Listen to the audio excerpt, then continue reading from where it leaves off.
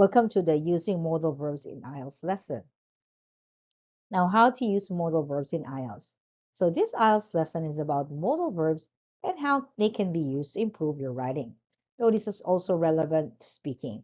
You're likely to use these a lot in your essay writing for task 2, particularly if you're writing an essay which needs to give solutions to a problem. They're also important to help in clarifying the certainty with which you are making a point, which is important for your writing. So the examiner will expect you to be confident in using this to award you a higher band score. Now, what are modal verbs? Modal verbs are used commonly in English to add further information to the main verb. They are added to a sentence to show things such as possibility, ability, regret, or necessity.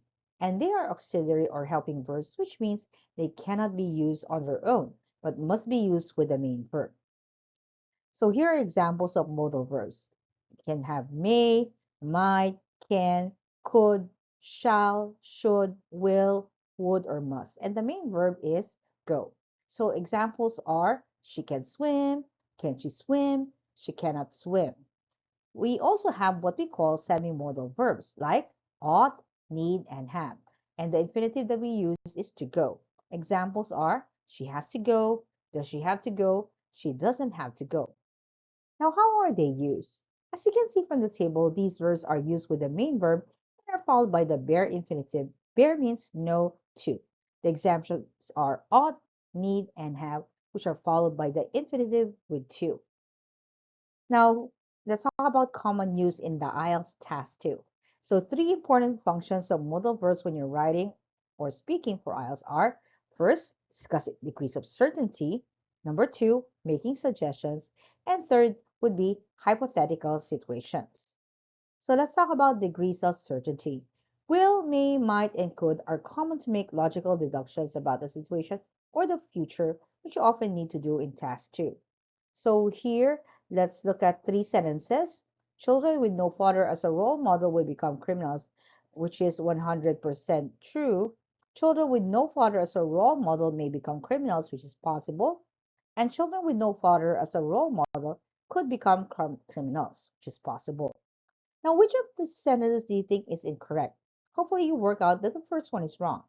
This is a common mistake to see in IELTS essay. The grammar is okay, but it's not possible to conclude that all children with no father as a role model will become criminals. So be careful when you're making assessments in this way. Will is 100% going to happen, so avoid using it to make generalizations about everybody, everything, unless you know it's 100% true. And there are other ways to make it less certain, like will possibly.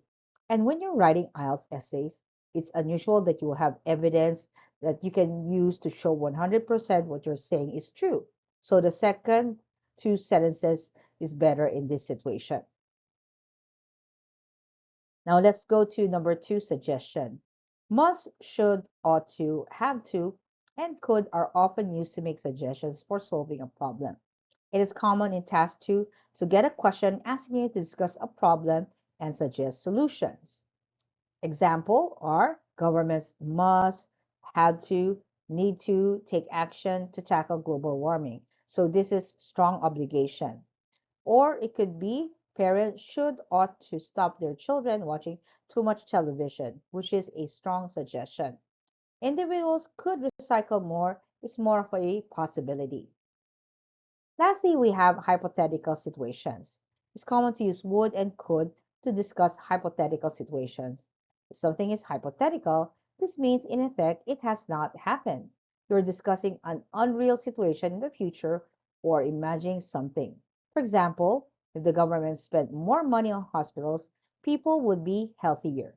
It is something that has not happened and you don't know if it will.